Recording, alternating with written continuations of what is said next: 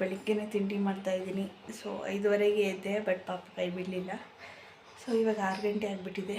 So ತಿಂಡಿಗೆ tomato Baat ಮಾಡೋಣ ಅಂದ್ಬಿಟ್ಟು ರೆಡಿ ಮಾಡ್ಕೊಂಡಿದ್ದೀನಿ. ಸೊ ಟೊಮೆಟೊ ಬಾತ್ ಮಾಡಬೇಕು. ಏನಕ್ಕೆ ಇಷ್ಟು ಬೇಗ ತಿಂಡಿ ಮಾಡ್ತಿರೋದು ಎಲ್ಲವೂ ಕೂಡ ನಿಮ್ಮ ಹತ್ರ ಕೂಡ ಶೇರ್ ಮಾಡ್ತೀನಿ. ವಿಡಿಯೋ ಎಲ್ಲೂ ಕೂಡ ಸ್ಕಿಪ್ ಮಾಡಿದೆ, ಕೊನೆವರೆಗೂ ನೋಡಿ. ಸೊ ತಿಂಡಿಗೆ ಟೊಮೆಟೊ ಬಾತ್ ಮಾಡೋಣ ಅಂದ್ಬಿಟ್ಟು ಮಾಡ್ತಾಯಿದ್ದೀನಿ. ಸೊ ಇದು ಸ್ವಲ್ಪ ಡಿಫ್ರೆಂಟ್ ಥರ ಮಾಡ್ತಾಯಿದ್ದೀನಿ. ಸೊ ರುಬ್ಬಿ ಮಾಡ್ತಾಯಿದ್ದೀನಿ ಟೊಮೆಟೊ ಬಾತು. ತುಂಬ ಟೇಸ್ಟಿಯಾಗಿರುತ್ತೆ. ಅದ್ರ ಜೊತೆಗೆ ಬಜ್ಜಿ ಮಾಡೋಣ ಅಂದ್ಬಿಟ್ಟು ಮಾಡ್ತಾಯಿದ್ದೆ, ಬೋಂಡ ಮಾಡ್ತಾಯಿದ್ದೆ. ಸೊ ತಿಂಡಿ ಎಲ್ಲ ಆಯಿತು. ತಿಂಡಿಗೆ ಬರ್ತೀವಿ ಅಂತ ಹೇಳಿದರು ಅಕ್ಕ, ಬಾವ ಮತ್ತು ಅಮ್ಮ ಅವರೆಲ್ಲರೂ ಕೂಡ. ತಿಂಡಿ ತಿನ್ಕೊಂಡು ಹೋಗೋಣ ಅಂತ, ತೊಗೊಂಡು ಹೋಗೋಣ, ಇಲ್ಲಾಂದರೆ ಅಲ್ಲೇ ತಿನ್ನೋಣ ಅಂತ ಅಂದ್ಬಿಟ್ಟು ಪ್ಲ್ಯಾನಿಂಗ್ ಆಗಿತ್ತು.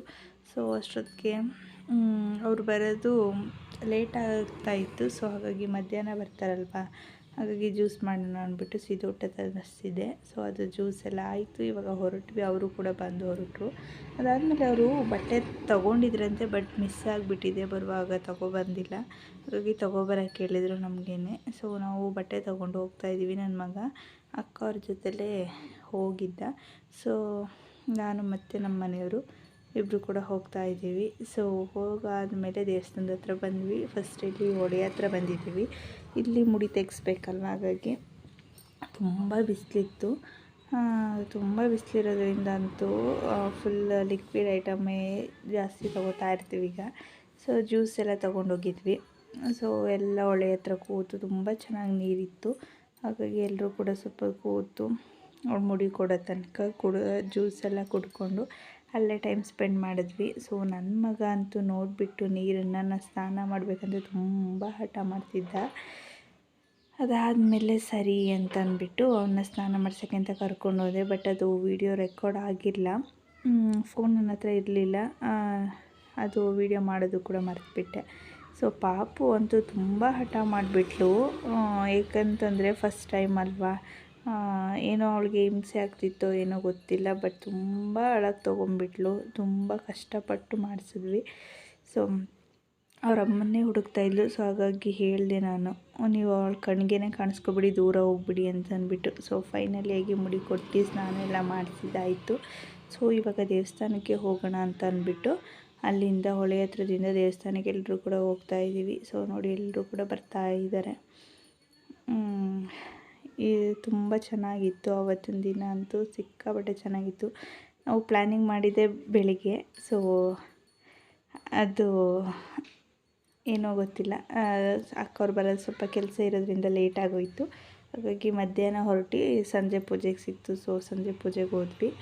ಸೊ ಇವಾಗ ಅಲ್ಲಿ ನಮ್ಮ ದೇವಸ್ಥಾನಕ್ಕೆಲ್ಲ ಪೂಜೆ ಸಾಮಾನೆಲ್ಲ ರೆಡಿ ಮಾಡಿಕೊಂಡು ಪೂಜೆ ಕೊಟ್ಟು ಅರ್ಚನೆ ಮಾಡಿಸಿದ್ವಿ. ಅದಾದಮೇಲೆ ಮೊದಲಿಗೆ ಎಳ್ಬತ್ತಿ ಹಚ್ಚುವಂಥದ್ದು ಹೊರಗಡೆನೆ. ಸೊ ಎಳ್ಬತ್ತಿ ಎಲ್ಲ ಹಚ್ಚಿ ಪೂಜೆ ಮಾಡಿಸ್ಕೊಂಡು ಅಲ್ಲಿಂದ ಬಂದ್ವಿ. ಸೊ ತುಂಬ ಚೆನ್ನಾಗಿತ್ತು. ದರ್ಶನ ಅಷ್ಟೇ, ಸಂಜೆ ಅಲ್ವಾ, ತುಂಬ ಚೆನ್ನಾಗಿ ದರ್ಶನ ಎಲ್ಲ ಆಯಿತು. ಸೊ ಪಾಪು ಪುಟ್ಟ ಹೆಜ್ಜೆ ಕೂಡ ಆಗ್ತಾಳೆ. ಇವಾಗ 1-2 ಹೆಜ್ಜೆ ನೆಡ್ಕೊಂಬರ್ತಾಳೆ. ಸೊ ಹಣ್ಣು ಕೊಟ್ಟಿರೋದ್ರಿಂದ ಅವಳಿಗೆ ಫುಲ್ ಖುಷಿಯಾಗಿತ್ತು. ಬಾಳೆಹಣ್ಣು ಅಂದರೆ ಸಿಕ್ಕಾಪಟ್ಟೆ ಇಷ್ಟಪಡ್ತಾಳೆ ಅವಳು. ಸೊ ಬಾಳೆಹಣ್ಣು ಇಸ್ಕೊಂಡು ಓಡಾಡ್ಕೊಂಬರ್ತಾಯಿದ್ಲು. ಸೊ ಹಾಗಾಗಿ ಒಂದು ವಿಡಿಯೋ ಮಾಡಿಕೊಂಡೆ ಅದನ್ನು.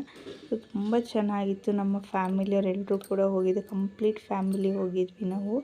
ಸೊ ಫುಲ್ ಎಂಜಾಯ್ ಮಾಡಿಕೊಂಡು ಸಂಜೆವರೆಗೂ ಅಲ್ಲೇ ಟೈಮ್ ಸ್ಪೆಂಡ್ ಮಾಡಿ ಅಲ್ಲಿಂದ ಬಂದ್ವಿ. ಸೊ ಅವ್ರ ಅಣ್ಣ ಅಂದ್ರಂತೂ ಇನ್ನೂ ಸಿಕ್ಕಾಪಟ್ಟೆ ಇಷ್ಟ.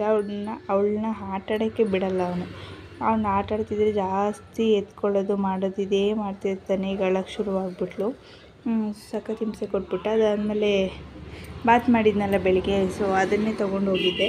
ಸೊ ತಿಂಡಿ ಎಲ್ಲ ಹೊರಗಡೆಯಲ್ಲೇ ತಿನ್ಕೊಬಂದಿದ್ರು. ಅವರು ಕೂಡ ಲೇಟ್ ಆಗಿಬಿಟ್ಟಿತ್ತು. ಮನೆಗೆ ಬರೋದಕ್ಕೆ 12 ಗಂಟೆ ಆಗಿಬಿಟ್ಟಿತ್ತು. ಇವಾಗ ಇನ್ನೇನು ಮಾಡೋದು, ದೇವಸ್ಥಾನಕ್ಕೆ ತೊಗೊಂಡೋಗೋಣ ಅಂದ್ಬಿಟ್ಟು ದೇವಸ್ಥಾನಕ್ಕೆ ತೊಗೊಂಡು ಹೋದ್ವಿ. ಸೊ ಅಲ್ಲೆಲ್ಲ ತಿಂಡಿ ತಿಂದು ಅಲ್ಲೇ ಊಟ ಮಾಡಿಕೊಂಡು ಮತ್ತು ಫೋಟೋ ತೊಗೊಳ್ಳೋಣ ಅಂತ ಅಂದ್ಬಿಟ್ಟು, ಫ್ಯಾಮಿಲಿ ಫೋಟೋ ತೊಗೊಳ್ಳೋಣ ಅಂದ್ಬಿಟ್ಟು ಎಲ್ಲರೂ ಬಂದ್ವಿ. ಸೊ ಅದು ಕ್ಲಿಪ್ಪಿಂಗ್ ಮಿಸ್ ಆಗಿದೆ, ಅದು ಅಕ್ಕನ ಹತ್ರ ಇತ್ತು. ಸೊ ಅವರು ಕೂಡ ಕಳ್ಸೋಕ್ಕಾಗಲಿಲ್ಲ. ನನಗೂ ಕೂಡ ಮತ್ತೇನು ಕೇಳಲಿಲ್ಲ ನಾನು. ಅವರು ತುಂಬ ಬ್ಯುಸಿಯಾಗೋದ್ರು. ಇನ್ನು ನಾನು ಮತ್ತೆ ಕಳಿಸ್ಕೊಳ್ಳಿಲ್ಲ. ಸೊ ಅಲ್ಲಿಂದ ಪಾಪುನ ಅಜ್ಜಿ ಹಾಕ್ಸ್ಕೊಂಡು ಕರ್ಕೊಬರ್ತಾಯಿದ್ರು. ಅವಳಂತೂ ಎತ್ಕೊಂಡ್ರಕ್ಕೆ ರೆಡಿ ಇಲ್ಲ. ನಾನು ಇಟ್ಕೊಂಡೇ ಬರ್ತೀನಿ ಅಂತ ಇದು ಮಾಡ್ತಾಯಿದ್ಲು. ಅಲ್ಲಿಂದ ಕೂಡ ಹೊರಟ್ವಿ. ಈಗ ಪಾಪನ ಕರ್ಕೊಂಡು ಹೋಗ್ತಾ ಇದ್ದೀವಿ ನಾವೇ. ಸೊ ಏನಕ್ಕೆ ಅಂತಂದರೆ, ನಾನಿವತ್ತು ಬೆಳ್ತೂರ್ಗೆ ಹೋಗ್ತಾ ಇರಲಿಲ್ಲ. ನಾನು ನಮ್ಮ ಮನೆಗೆ ಅಂದರೆ ಹುಣಸವಾಡಿಗೆ ಹೋಗ್ತಾಯಿದ್ದೆ. ಸೊ ಅಮ್ಮನ ಮನೆಯಲ್ಲಿ ಪಕ್ಷ ಇರೋದ್ರಿಂದ ನಾವು ಸೋಮವಾರ ಪಕ್ಷ ಮಾಡಬೇಕಾಗಿರುತ್ತೆ. ಹಾಗಾಗಿ ನಾವು ಹುಣಸವಾಡಿಗೆ ಹೋಗಬೇಕಿತ್ತು. ಸೊ ಅಲ್ಲಿಂದ ಬಂದೆ. ಸೊ ಹಬ್ಬದ ತಯಾರಿ ನಡೀತಾ ಇತ್ತು. ಅಮ್ಮ ಮತ್ತು ನನ್ನ ತಂಗಿ ಇಬ್ಬರು ಕೂಡ ಸೇರಿ ತಿಂಡಿ ಎಲ್ಲ ಮಾಡ್ಕೊಂಡಿದ್ರು. ತಿಂಡಿ ಏನು ಮಾಡೋ ಆಗಿರಲಿಲ್ಲ, ಏಕೆಂದರೆ ಪಾಪು ಇರಿಸ್ಕೊಂಡು ಅದೆಲ್ಲ ಮಾಡೋಕ್ಕೆ ತುಂಬ ಹಿಂಸೆ ಆಗುತ್ತೆ ಅಂದ್ಬಿಟ್ಟು ಅಮ್ಮ ಅವರೇ ಮಾಡ್ಕೊಂಡಿದ್ರು. ಅದಾದಮೇಲೆ ಅಪ್ಪಾಜಿ ಪೂಜೆಗೆಲ್ಲ ಕಾಯಬೇಕಲ್ಲ ಅಂದ್ಬಿಟ್ಟು ಕಾಯೆಲ್ಲ ಬಿಡಿಸ್ತಾಯಿದ್ರು. ಸೊ ನನ್ನ ಮಗ ಕೂತ್ಕೊಂಡು ನೋಡ್ತಾ ಇದ್ದೆ ಮಾತಾಡಿಕೊಂಡು. ಮತ್ತು ಬಾಳೆಗೊನೆ ಎಲ್ಲ ಹಣ್ಣಿಗೆ ಹಾಕಿದ್ರು. ಸೊ ಒಂದು ಗೊನೆ ಅಂತೂ ಪೂರ್ತಿ ಹಣ್ಣಾಗಿ ಹೋಗ್ಬಿಟ್ಟಿತ್ತು. ಮತ್ತೆ ಜಾಸ್ತಿ ಹಣ್ಣಾಗ್ಬಿಡುತ್ತೆ ಅಂದ್ಬಿಟ್ಟು ಮತ್ತೆ ಇನ್ನೊಂದು ಗೊನೆ ಕಟ್ ಮಾಡಿ ಹಣ್ಣು ಮಾಡಿದರು. ಮತ್ತು ಹೂವೆಲ್ಲ ತುಂಬ ಚೆನ್ನಾಗಿರುತ್ತೆ. ನಂಗೆ ಊರಿಗೆ ಬಂದರೆ ಅಂತೂ ಹೂ ಕಿತ್ಕೊಂಡೋಗಂತೂ ಫುಲ್ ಖುಷಿಯಾಗಿರುತ್ತೆ. ಯಾವಾಗಲೂ ಹೂ ಇರುತ್ತೆ ನಮ್ಮ ಮನೆ ಅಂತೂ, ಅದೊಂದು ಖುಷಿ ಇರುತ್ತೆ. ಅದಾದಮೇಲೆ ಹೂವೆಲ್ಲ ಬಿಟ್ಟಿದ್ದು, ಹೂವೆಲ್ಲ ಕಿತ್ಕೋತಾ ಇದೆ. ಸಂಜೆ ಪೂಜೆಗೆ ಬೇಕಾಗುತ್ತೆ ಅಂತ ಅಂದ್ಬಿಟ್ಟು ಅಲ್ಲಿಂದ ನಾನು ಮಾವಿನಕಾಯಿ ತೊಗೊಂಡೋಗಿದ್ದೆ ಬೆಳ್ತೂರಿಂದ. ಸೊ ಉಪ್ಪಿನಕಾಯಿ ಮಾಡೋಣ ಅಂತಂದ್ಬಿಟ್ಟು ತೊಳಿತಾ ಇದೆ. ಸೊ ಎಲ್ಲನೂ ತೊಳೆದು ಕಟ್ ಮಾಡಿ ಉಪ್ಪಿನಕಾಯಿಗೂ ಕೂಡ ರೆಡಿ ಮಾಡಿದೆ.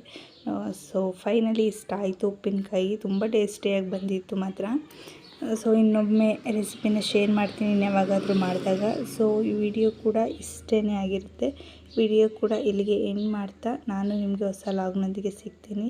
ಅಲ್ಲಿವರೆಗೂ ಎಲ್ರಿಗೂ take care, bye bye and thank for watching. Please ನನ್ನ ಚಾನಲ್ನ ಸಪೋರ್ಟ್ ಮಾಡಿ, ಸಬ್ಸ್ಕ್ರೈಬ್ ಮಾಡಿ.